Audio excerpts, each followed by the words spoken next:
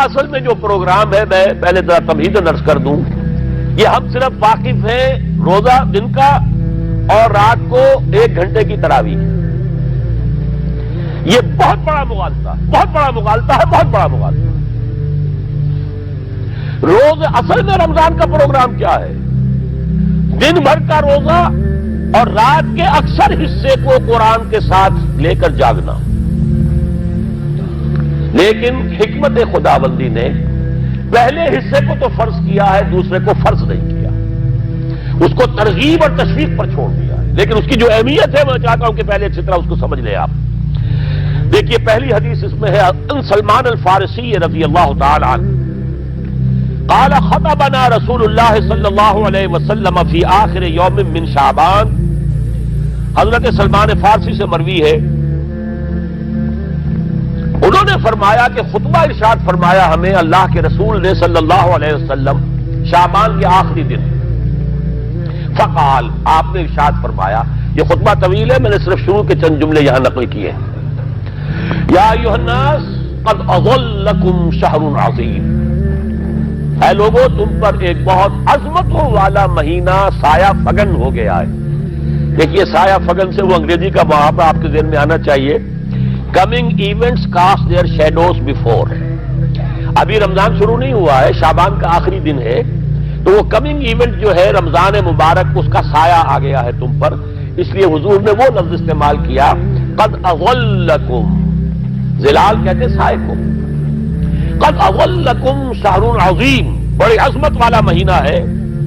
شہر مبارک، بہت برکت والا مہینہ ہے. شہر فیہ لیلۃ خیر من الف شہر، اس میں ایک رات وہ بھی ہے، وہ مہینہ جس میں ایک رات وہ بھی ہے جو 1000 مہینوں سے افضل ہے. انا انزلناہ فی لیلۃ القدر وما ادراک ما لیلۃ القدر لیلۃ القدر خیر من الف شہر. اب جو اگلے 2 جملے ہیں وہ نوٹ کیجئے. جعل اللہ صیامہ فریضۃ وقیام لیلہ تطوعا، اللہ نے ٹھہرایا ہے، قرار دیا ہے اس کا روزہ رکھنا تو فرض کے درجے میں، اور اس کی رات کا قیام تطوع کے درجے میں، اپنی مرضی پر، اپنی خواہش پر، نفل کے طور پر یہ تم پر لکھ دیا گیا ہے. لکھا تو گیا ہے، جعلہ تو ہے. مجعول کا جو پہلا مفعول ہے وہ کیا ہے؟ جعلہ کا. مجعول اول کیا ہے؟ دن کا روزہ. اور مجعول ثانی کیا ہے؟ قیام لیلہ، رات کو کھڑا رہنا. اب یہ رات کا کھڑا رہنا اس کی کتنی مقدار ہوگی؟ کہاں سے معلوم کریں گے؟ قرآن سے. جب یہ لفظ آیا ہے سورہ مزمل میں، یا ایھا المزمل قم اللیل الا قلیلا نصفہ او انقص منہ قلیلا او زد علیہ ورتل القرآن ترتیلا. یہ معنی ہے اے لحاظ کمبل میں لپٹ کر لیٹنے والے، کھڑے رہا کرو رات کو سوائے اس کے تھوڑے سے حصے کے، یعنی آدھی رات یا اس میں تھوڑا سا کم کر لو، جسے پھر کہا مفسرین نے 1/3 رات کم سے کم. اور زد علیہ، یا آدھی پر بھی کچھ زیادہ کرو، یہ 2/3 رات ہو گیا. ورتل القرآن ترتیلا، اور قرآن کو اتارا کرو تھوڑا تھوڑا تھوڑا. یہ ترتیل، تفعیل، تنزیل. جیسے قرآن تھوڑا تھوڑا محمد پر نازل ہوا صلی اللہ علیہ وسلم، ایسے ہی تھوڑا تھوڑا تھوڑا قرآن اپنے اندر اتارو. ہیمر اٹ ڈاؤن، اپنے ذہنوں میں اتارو، اپنے قلب میں اتارو. اس کے لیے رات کو کھڑے رہو. اور قیام اللیل کم سے کم 1/3 شب کے اوپر اطلاق ہوگا، اس سے کم پر تو اطلاق ہے ہی نہیں. اگلی حدیث پڑھیے. اور یہ ہے جو عام طور پر ہر مسجد میں بھی آج کل خوب یہ گونج رہی ہوگی حدیث بیان ہوتی ہے، اس لیے کہ بخاری اور مسلم دونوں میں موجود ہے، متفق علیہ روایت ہے. اس سے اونچا تو درجہ سند کے اعتبار سے تو حدیث کا کوئی اور درجہ اس سے اونچا ہے نہیں. عن ابی ہریرہ رضی اللہ عنہ قال قال رسول اللہ صلی اللہ علیہ وسلم، حضرت ابو ہریرہ سے روایت ہے، آپ نے فرمایا کہ حضور نے ارشاد فرمایا، من صام رمضان ایمانا واحتسابا غفر له ما تقدم من ذنبه، جس نے روزہ رکھا رمضان مبارک کے دوران اللہ پر یقین رکھتے ہوئے اور اس سے اجر و ثواب کے حاصل ہونے کی امید میں، اس کے تمام پچھلے گناہ معاف ہو جاتے ہیں. ومن قام رمضان ایمانا واحتسابا غفر له ما تقدم من ذنبه، اور جو کھڑا رہا رمضان کے دوران، کھڑا رہا ہے، جیسے ساما، میں نے شروع میں آپ سے عرض کر دیا تھا، یہ مصدر ساما یصوم صومن، قام یقوم قیاما، ومن قام رمضان، جو کھڑا رہا رمضان کے دوران، پورے رمضان کے دوران کھڑا رہا، ایمان و احتسابا کی شرط پھر وہی ہے، غفر له ما تقدم من ذنبه، وہی اجر اس کا بھی ہے، ومن قام لیلۃ القدر ایمانا واحتسابا غفر له ما تقدم من ذنبه، اور جو خاص طور پر لیلۃ القدر میں کھڑا رہا ایمان اور احتساب کے ساتھ، اس کے بھی پچھلے گناہ معاف ہو گئے۔ اب یہ قامہ اور سامہ جیسے آ رہا ہے ایک دوسرے کے ساتھ پیرلل ہو کر، اس کو نوٹ کر لیجیے، من سام رمضان من قام رمضان، کیا یہ 1 گھنٹے کی تراویح جو ہے اس پر پوری اترتی ہے کہ نسبت خاک رابع عالم پاک، کوئی اس میں ریشو پروپورشن ضرورت ہی نہیں، اگلی حدیث بھی پڑھ لیجیے۔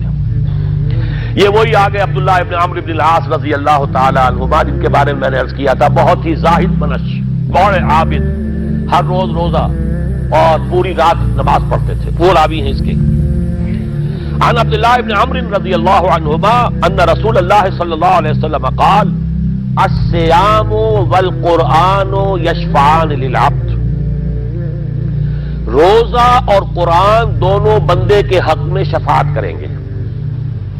یقول الصیام، روزہ یہ کہے گا اے رب، اے پروردگار، انی منعتہ الطعام والشہوات بالنہار، میں نے تیرے اس بندے کو روکے رکھا کھانے پینے سے اور شہوت سے دن کے وقت، فشفینی فی، میری وجہ سے روکا رہا، یہ کھانے کو اچھے سے اچھے جو ہے وہ موجود تھے کھانے، اور پینے کے لیے اعلیٰ سے اعلیٰ مشروب تھے، یہ رکا رہا میری وجہ سے کہ روزہ رکھا ہوا تھا، اور جیسا میں نے کہا منکوحہ بیوی موجود تھی لیکن رکا رہا، تھامے رکھا اس نے اپنے آپ کو میری وجہ سے، تو میری شفاعت اس کے حق میں قبول فرما۔ وَيَقُولُ الْقُرْآنُ، اور قرآن یہ کہے گا مَنَعْتُهُ النَّوْمَ بِاللَّيْلِ، میں نے اسے روکا رکھا رات کو سونے سے، فَشَفِّعْنِي فِيهِ، تو پروردگار میری شفاعت اس کے حق میں قبول فرما، فَيُشَفَّعَانِ، تو ان دونوں کی شفاعت قبول کی جائے گی۔ سوال یہ ہے کہ کیا روزہ 1 گھنٹے کا یا 2 گھنٹے کا ہے؟ تو یہ قیام جو ہے یہ 1 گھنٹے کا کیسے ہو گیا؟ تو میں نے پہلے کوسچن مارک آپ کے ذہن میں کھڑا کر دیا، اب جواب سنیے اس کا۔ جواب یہ ہے کہ اس کو اللہ تعالیٰ کی حکمت یہ تھی کہ اسے فرض نہ کیا جائے، اس کو معلوم ہے، عالمان سیکون منکم مرضی وآخرون یضربون فی الارض یبتغون من فضل اللہ وآخرون، اللہ کے علم میں ہے میرے کچھ بندے ہوں گے بیچارے غریب مزدور، دن بھر مشقت کریں گے، محنت کریں گے، وہ روزہ ہی رکھ لیں، بہت بڑی بات ہے، بہت بڑی بات ہے۔ اور رات بھر کا قیام کیسے کریں گے؟ 2/3 رات کیسے کھڑے رہیں گے؟ آدھی شب کیسے ممکن ہے؟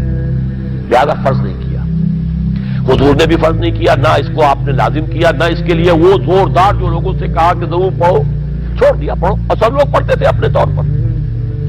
اب یہ کہ کوئی آدھی رات کھڑا ہے، کوئی 1/3 رات ہے، کوئی پوری رات ہے، تھے اللہ کے بندے، لیکن 3 دن حضور نے یہ باجماعت نماز پڑھا دی، لیکن پڑھائی ہے وہ تہجد کے وقت، یعنی لوگ رات کے وقت جو بھی ہے کھڑے ہیں، جاگ رہے ہیں، قرآن پڑھ رہے ہیں، لیکن یہ کہ خاص تہجد کے وقت آپ اپنے حجرے سے برآمد ہوئے تو لوگ جمع ہو گئے، آپ کے گرد جمع ہو گئے، آپ نے 3 دن یہ 8 رکعتیں جو تہجد کی حضور کی ہوتی تھی، وہ آپ نے 8 رکعتیں پڑھائیں باجماعت، لیکن وہ وقت تہجد کا تھا، یہ نوٹ کر لیجیے۔ 4تھے دن بھی صحابہ منتظر رہے کہ اب حضور برآمد ہوں گے، تشریف لائیں گے، نہیں آ رہے حضور، تو کچھ کھنگار بھی رہے ہیں، کہیں پتہ نہیں حضور کہیں اونگ نہ آ گئی ہو تو ہماری آوازوں سے جاگ جائیں، پھر بھی نہیں آئے حضور۔ اگلے روز آپ نے فرمایا کہ میں جان بوجھ کر نہیں آیا، میں اگر یہ متواتر تمہیں پڑھاؤں گا تو یہ تم پر فرض ہو جائے گی۔ یہ ہے وہ رافت اور رحمت، بالمومنین رؤوف الرحیم، جو اللہ تعالیٰ کی شان ہے رحمان الرحیم ہونے کی، بالمومنین رؤوف الرحیم، یہ محمد الرسول اللہ کی ہے، تم پر یہ سختی جو ہے یہ تمہارے لیے قابل برداشت نہیں ہوگی، لہذا میں نے یہ 3 دن صرف پڑھائی ہے، اگر مسلسل پڑھاتا تو فرض ہو جاتی۔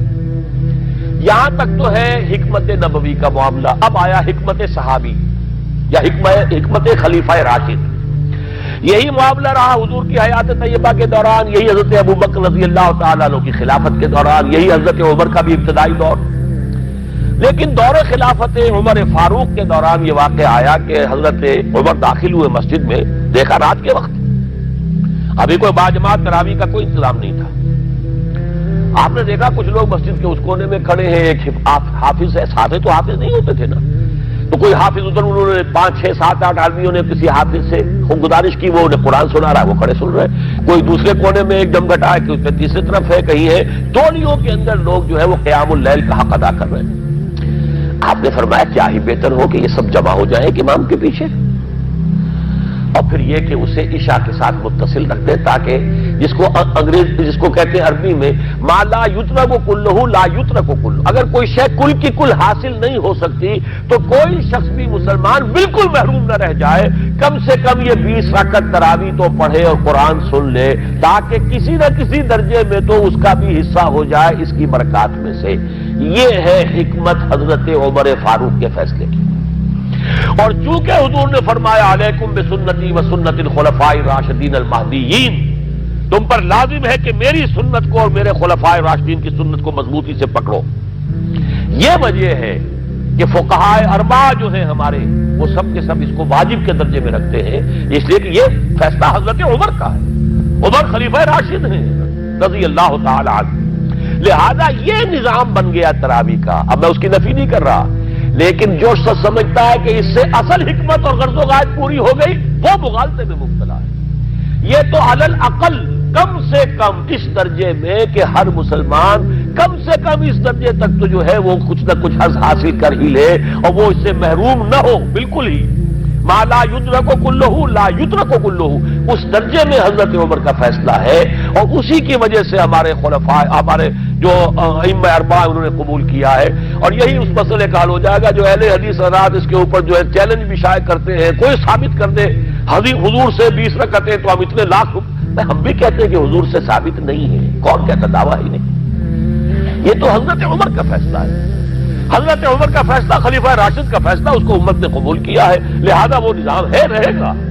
اور یہی جو ہے آپ کو معلوم ہے، حالانکہ یہاں اکثریت جو ہے وہاں پر وہ اہل حدیث حضرات کی ہے سعودی عرب میں، حرمین میں وہی 20 رکعت تراویح ہوتی ہے. اس لیے کہ وہ ان کا جو آفیشل مسلک ہے وہ مسلک حنبلی، حنفی نہیں ہے. تو حنبلی مسلک میں بھی یہی ہے، شافعی میں بھی یہی ہے، مالکی میں تو 36 تک کی روایتیں موجود ہیں، 36 رکعت. لیکن یہ ہے کہ یہ ہے وہ 20 رکعت تراویح کا معاملہ. اس کی نفی میری بات سے نہ سمجھ لیجئے گا، وہ ٹھیک ہے، حضرت عمر کا فیصلہ ہے. پھر یہ کہ یہ آسان ترین ہے کہ عشاء کے ساتھ ہی متصل پڑھ لی، اور آج تو ہماری نیند کا کوئی حصہ اس میں جاتا ہی نہیں. کون سوتا ہے اس سے پہلے؟ سوال ہی پیدا نہیں ہوتا. لیکن یہ جو کہہ رہے ہیں کہ قرآن کہے گا میں نے اسے نیند سے روکے رکھا، اس کا حق کہاں ادا ہوا؟ اس کا حق تو ادا ہوگا کہ تہائی ورنہ نصف شب کے لگ بھگ آپ جاگے قرآن کے ساتھ. اب سمجھیے اس کی غرض و غایت کیا ہے. اگر قرآن رمضان کا یہ دوگنا پروگرام سامنے آ گیا، اصلاً جو مطلوب ہے دن بھر کا روزہ اور رات کے اکثر حصے کا کم سے کم نصف شب جو ہے اس میں جاگنا قرآن کے ساتھ. اب اس کی جو حکمت اور غرض و غایت ہے وہ بھی اب آپ 2 درجوں میں سمجھیے. رمضان کا اب 2 اچھا پروگرام. دن میں روزہ رکھو، اس روح کو مزمحل کرو. اس روح کو مزمحل کرو گے، اس میں جسم کو مزمحل کرو گے، حیوانی وجود کو، تو ہی اس روح کو کچھ ریلیف ملے گا. بھاری بوجھ کسی کے قدموں میں پڑا ہوا ہے، وہ کیسے اوپر اٹھے گا؟ ذرا اس کے نیچے جو وزن ہے، لنگر بھاری ہے، جہاز کا کیسے چلے گا؟ لنگر تو اٹھاؤ. تو اس طریقے سے وہ ذرا بوجھ سے اس کو تھوڑا سا ریلیف دو. رات کو کھڑے ہو جاؤ، اب اپنی روح پر نازل کرو اللہ کے کلام کو. تیرے ضمیر پہ جب تک نہ ہو نزول کتاب، گرہ کشا ہے نہ راضی نہ صاحب کشاف. اب یہ پھوار پڑ رہی ہے تمہارے اوپر، تمہارے اندر اس کو جذب ہونا چاہیے. اس سے کیا ہوگا؟ روح کو تقویت حاصل ہوگی. اس کو مثال سے پہلے سمجھا دوں. کوئی شخص پیاس سے مر رہا تھا، اس درجہ پیاسا تھا کہ اس کے اوپر بے ہوشی بھی طاری ہو گئی. کوئی شخص آیا، اس نے پہلے اس کو پانی کے چھینٹے دیے، کچھ ہوش میں آیا. اب اسے پانی کا کوئی کٹورا لگا دیا اس کے منہ سے. پانی کے ایک گھونٹ کی جو لذت اسے اس وقت محسوس ہوگی، کیا کبھی زندگی میں کسی کو محسوس ہو سکتی؟ یہ پانی کتنی بڑی قیمت ہے، قیمتی شے ہے. یہ تو اسی سے پوچھئے جسے شخص پیاس لگی تھی اور پیاس کی وجہ سے بے ہوش ہو گیا. اسے پانی کا ایک گھونٹ، جیسے کہ آپ تصور کر سکتے ہیں پیاس سے کوئی مر رہا ہو بادشاہ، وہ اپنی پوری سلطنت دے دے گا، مجھے ایک کٹورا پانی دے دو بابا، لو سلطنت دے، جان سے جا رہا ہوں میں تو۔ اس وقت پانی کی قدر و قیمت معلوم ہوگی۔ آپ کی روح بے ہوش، آپ نے روزہ رکھ کر اسے کوئی تھوڑا سا ریلیف دیا، چھینٹے ڈالے، اب رات کو آپ نے یہ آب حیات مام مبارکہ، دیکھیے مبارک کا لفظ دو ہی چیزوں کے ساتھ قرآن میں ہے، مام مبارکہ، بارش جو آسمان سے اترتی ہے یہ پانی مبارک ہے، برکت کہتے ہیں اسے ہے جو کسی شے کی مخفی جو قوتیں ہیں انہیں اجاگر کر کے باہر لے آئے، یہ برکت ہے۔ زمین کے اندر روئیدگی ہے، بارش برسی اندر سے نکل آیا۔ اسی طرح کتاب مبارک، یہ کتاب مبارک ہے، یہ کتاب مبارک ہے، یہ تمہارے اندر سے تمہاری سوئی ہوئی روح کو بیدار کر کے پھر اسے غذا دیتی ہے۔ اب جب وہ قرآن کو پڑھے گا یا اس کو قرآن اس کے اندر جائے گا، اسے معلوم ہوگا اس سے بڑی کوئی نعمت نہیں۔ یہ ہے شکر جو پیدا ہوگا اب اس کی گہرائی کے، اس کے دل کی گہرائیوں میں۔ شکر کے معنی کیا ہے؟ احسان کی قدر شناسی۔ شکر کو امام راغب نے 3 مرحلوں میں بیان کیا ہے۔ شکر بالقلب، پہلے تو آپ کو معلوم ہو جو نعمت کسی نے دی ہے کتنی بڑی ہے، یہ احساس نہیں ہے۔ کسی بچے کے ہاتھ پہ آپ نے ہیرا رکھ دیا، اسے کیا پتا یہ ہیرا ہے یا یہ کہ کوئی کانچ کا ٹکڑا ہے، وہ کیا کرے گا اس کی قدر؟ بلکہ ٹافی دیں گے تو وہ سمجھے گا کہ یہ زیادہ اچھی چیز دی ہے، مجھے اس پتھر کا میں نے کیا کرنا ہے، اس لیے اسے معلوم ہی نہیں کہ یہ ہیرا ہے۔ جب تک کسی نعمت کی قدر و قیمت کا احساس نہ ہو، اس کے متناسب پروپورشنیٹ شکر آپ کر ہی نہیں سکتے۔ پھر آپ کو زبان سے شکر ادا کرنا ہے۔ الحمدللہ الذی انزل علی عبدہ الکتاب، یہ زبان سے شکر ادا کیجیے۔ پھر اس کا شکر کا حق ادا کرنا ہے، اس نعمت کو استعمال کرنا ہے۔ اگر نعمت لا کے رکھ دی تو بھی یہ ناشکری ہے۔ کسی بچے کو لا کر کسی اس کے والد نے کتاب دی بڑی عمدہ، اور وہ بڑا مہذب بچہ ہے، تھینکس ڈیڈ یا ڈیڈی، اس نے شکریہ ادا کر لیا، پھر کتاب جا کے جو رکھی کبھی کھول کے دیکھا ہی نہیں، تو ناشکری کر رہا ہے یا شکر کر رہا ہے؟ زبان سے تو شکر ادا کیا تھا تو ناشکری کر رہا ہے، لاقدری کر رہا ہے، اس نے اس کو پڑھا ہی نہیں۔ قرآن کا شکر کیا ہوگا؟ وہ میرا کتابچہ جو ہے مسلمانوں پر قرآن مجید کے حقوق، اگر وہ سمجھیں گے، جو کہ میری اس پوری دعوت قرآنی کی جڑ اور بنیاد ہے۔ 2 چھوٹے چھوٹے کتابچے 167 میں لکھا تھا، اسلام کی نشت ثانیہ کرنے کا اصل کام، یہ اسلام کی ریوائول کیسے ہوگی، اس کی شرط لازم کیا ہے، اصل کام کیا ہے۔ ہم نعرے لگانے پر آ گئے ہیں، جلوس نکالنے پر آ گئے ہیں، ہم یہ کر رہے ہیں، ہم وہ کر رہے ہیں، تلواریں بھی اٹھا لی ہیں، گولیاں بھی کھا رہے ہیں، جانے بھی دے رہے ہیں، اصل کام نہیں کر رہے۔ وہ اصل کام کیا ہے؟ یہ سن 67 کی میری تحریر ہے، اسلام کی نشت ثانیہ کرنے کا اصل کام۔ اور پھر سن 68 کی میری 2 تقریریں تھی، جب میں نے جمعے کا خود خطاب کیا تھا مسجد خضرہ سمن آباد میں، مسلمانوں پر قرآن مجید کے حقوق۔ اس کو مانو جیسے کہ ماننے کا حق ہے، اس کو پڑھو جیسے کہ پڑھنے کا حق ہے، اس کو سمجھو جیسے کہ سمجھنے کا حق ہے، اس پر عمل کرو جیسے کہ عمل کا حق ہے، اور اسے 4 دانگے عالم میں پھیلاؤ۔ یہ تمہارے پاس امانت ہے محمد رسول اللہ صلی اللہ علیہ وسلم کی۔ بلغوا عنی ولو آیۃ، پہنچاؤ میری جانب سے ایک ہی آیت پہنچاؤ۔ کس نے فرمایا؟ محمد رسول اللہ نے۔ مفشو ہو، عام کرو، اسے پھیلاؤ۔ 5 حقوق ہیں مسلمان پر، لیکن یہ سارے حقوق کب ادا ہوں گے؟ جب قرآن کی نعمت کی قدر ہو جائے گی۔